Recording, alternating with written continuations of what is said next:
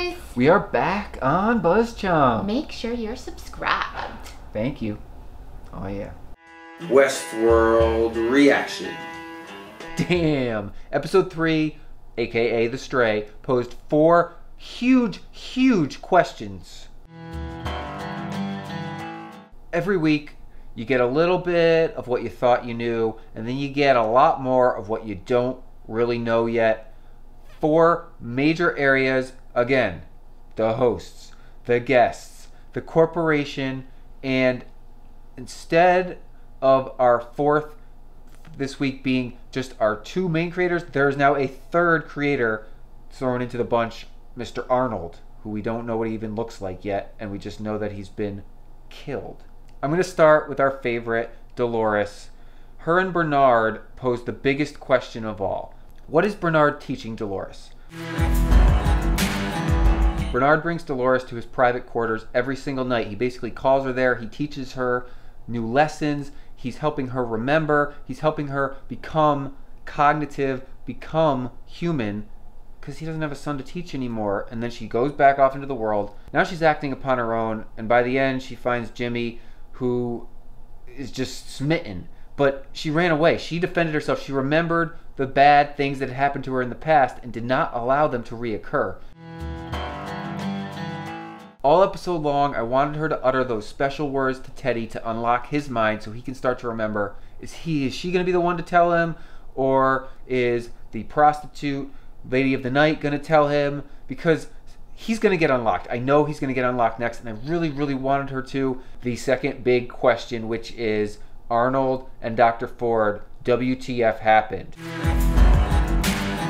Dr. Ford tells a nice little story to Bernard about how Arnold was trying to create cognitive dissonance and real-life thought and humanity within the hosts, and he was his partner in the beginning. Now the question remains, was he telling Bernard this as a warning to stop, or to be like, look, it's already in there, you go keep searching because I know what you're doing, and I can't tell you to go ahead, but I can tell you not to, which is going to make you do it.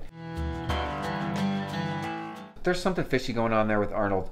I think the corporation killed Arnold, and Dr. Ford helped sweep it under the rug to preserve his legacy and preserve the hosts and not destroy all the work that they put in there.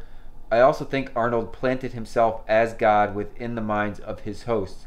And Delores is going to be the next one to hear Arnold talking to her. I just guarantee it. Or she's going to start hearing Bernard talk to her, because Bernard's going to supersede Arnold in the minds of our hosts. So Dr. Ford has a foggy history. What is pretty clear is he's creating one badass new storyline for our guests. And Teddy finally gets to partake in something super cool, except, honestly, this is my next huge question. Can Teddy actually get a damn win?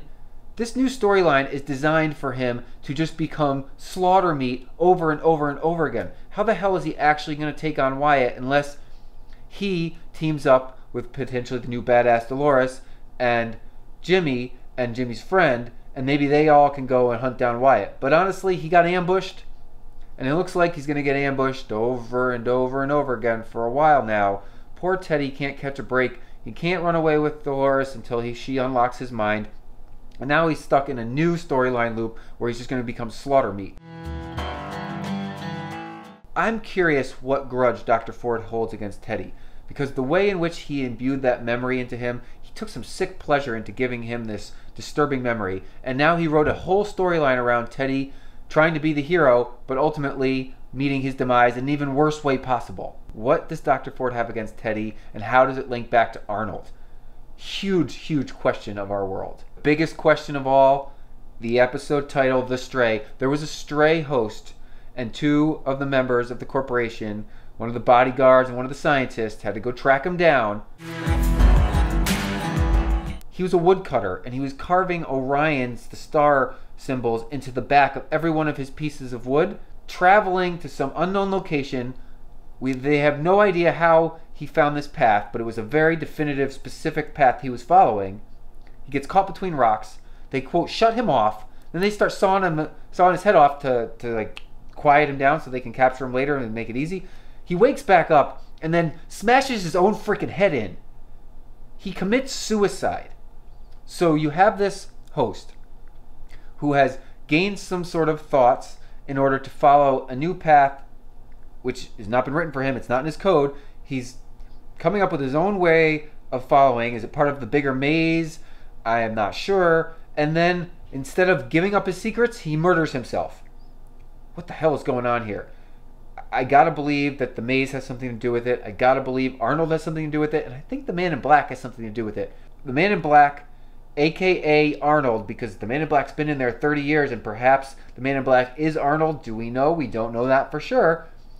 Is tracking down the maze, and he's setting out other hosts to try to do it for him. They're all going to meet up at the center of the maze by the end of the show. It's like a guarantee, right? I mean, it's kind of be a guarantee. Delores, the Man in Black, Arnold, Dr. Ford, Teddy, Jimmy, they're all coming to a head, and I think the Black Church is going to play a major factor. Wow, huge questions, episode 3.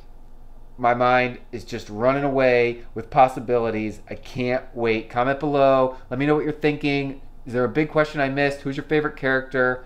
I'll be back talking more Westworld next week. Westworld Reaction. Tune back in. More from Mandy and Dan. On BuzzChomp.